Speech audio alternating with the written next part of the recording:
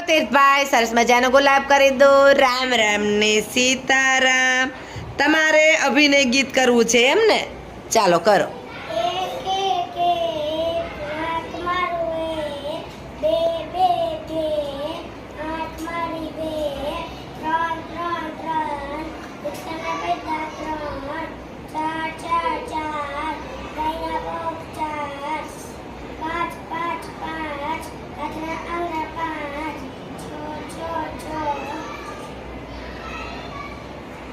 બોલો છ છ ગમે એ કરો.